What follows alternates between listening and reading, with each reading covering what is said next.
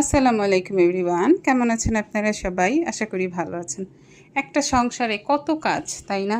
এই যে আমার ওয়াশরুমের এই গেটটা হচ্ছে আমি খুব শখ করে লাগিয়েছিলাম, কিন্তু এটাই আমার সবচেয়ে বড় ভুল হয়েছে, এই হোয়াইট কালার গেট লাগায়। আমার প্রতি সপ্তাহে সপ্তাহে হচ্ছে আমার এই গেটটা আর কি পরিষ্কার করা লাগে, এটাকে মাজা লাগে, তা না হলে এরকম দাগ পড়ে যায়। তো আজকে ভাবলাম যে কাজটা শেষ করে তারপরে হচ্ছে আমি এটা করব। আজকে তেমন কোনো রান্নার আর কি আমার ঝামেলা ছিল না, বাসায় আজকে কেউ ছিল না দুপুরে, আমি আর 2 বাচ্চা। আর আমার ছেলে মেয়ে হচ্ছে কালকে আর কি পোলাও মাংস এগুলো রয়ে গেছে, আমার ছেলে ওটাই খেয়ে ফেলবে, কারণ পোলাও মাংস যতক্ষণ পর্যন্ত থাকে ও সেটাই খাবে।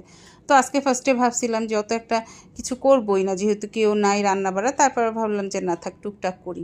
তো এই যে ঢেঁড়স ভাজি, তারপরে পাঙ্গাস মাছ ভুনা, পাঁচমিশালি মাছ, জলপাই দিয়ে ডাল রান্না করেছি, এগুলাই আজকে করব। তো পাঙ্গাস মাছের জন্য আমি ফার্স্টে একটা মশলা আর কি করেছি, সেটা হচ্ছে গিয়ে কি বলে ওটাকে, ধনিয়া, জিরা, তারপর একটু মেথি আর শুকনো মরিচ, এটাকে হালকা টেলে তারপরে হচ্ছে ব্লেন্ড করে নিছি। এটার সাথে টমেটো আর একটু আদা রসুন বাটা একসাথে দিয়ে ব্লেন্ড করে নিছি। এইটা খুব মজা লাগে এভাবে রান্না করলে।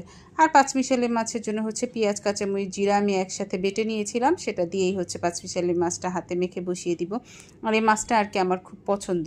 আর এইখানের মাছগুলো সবই আর কি খুব ভালো আনছে, আমাদের দারোয়ানকে দিয়ে আনাইছি, তো ও দেখা যায় খুব একটা ভালো জিনিস আনে না, এই ফার্স্ট মনে হয় ও ভালো কোনো কিছু আনলো। তো এই যে আমার মাছটা প্রায় হয়ে গেছে, লাস্টে হচ্ছে আমি এখানে ধনিয়া পাতা, জিরা গুঁড়া আর হচ্ছে কাঁচামরিচ দিয়ে দিলাম। আর পাঙ্গাস মাছটা আমি ভেজে নিয়েছি, পাঙ্গাস মাছটা ভেজে তারপরে হচ্ছে আমি রান্না করব।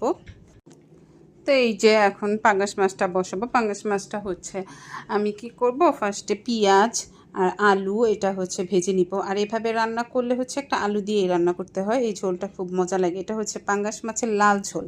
তো আলুটা আমি ফার্স্টে কতক্ষণ ভেজে নিব, ভাজার পরে তারপর হচ্ছে যে মশলাটা আমি ব্লেন্ড করেছিলাম সেটা দিয়ে দেবো। এটার সাথে একটু হলুদ মরিচের গুঁড়া দিয়ে দিলাম আর লবণ দিয়ে দিব। বেশি দিব না, কারণ ওখানে আমি শুকনো মরিচ দিয়েছি, তো সে কারণে আমি হচ্ছে ঝালটা একটু কমই দিব। আর আমার ছেলে খাবে, ও যদিও ঝাল খেতে পারে, তারপরে কারণ দুপুরবেলা ও এটা আর খাবে না, ওর পোলাও মাংস খাবে, রাতে হচ্ছে এই তরকারিটা দিয়ে ও খাবে। বেসিক্যালি এই জন্যই হচ্ছে আমার রান্না করা, নাহলে আজকে আমার রান্নার কোনো ঝামেলা ছিল না। তো এই যে মশলাটা দিয়ে দিলাম, দেওয়ার পর এটা আমি অনেকক্ষণ কষাবো, আলুটা আর কি প্রায় সিদ্ধ হয়ে যাওয়া পর্যন্ত। তো এটা আমি অনেকক্ষণ ঢাকা দিয়ে কষাবো, সাথে এই যে আমি একটু কাঁচামরিচ দিয়ে দিলাম। এখনই কাঁচামরিচটা দিয়ে দিলে কি এই টাইমে একটু আর কি ভালো মতো সিদ্ধ হয়ে যাবে আর গ্রানটা ভালো থাকবে, মানে এটা এইভাবেই রান্না করতে হয়, এটা আমি একটা রেসিপি দেখে শিখেছিলাম। তো তো এই যে এই পর্যায়ে হচ্ছে যখন প্রায় আলুটা সিদ্ধ হয়ে গেছে আর মশলাটাও সুন্দর মতো আর কি তেল উঠে গেছে, এখন হচ্ছে আমি মাছগুলা দিয়ে দিব। মাছটা দিয়ে অল্প একটু পানি দিয়ে আবার ঢাকনা দিয়ে দিব। এখন আর কি এভাবে করে কিছুক্ষণ রেখে দিলে মাছটার ভিতরে একটু মশলাটা ঢুকবে। আর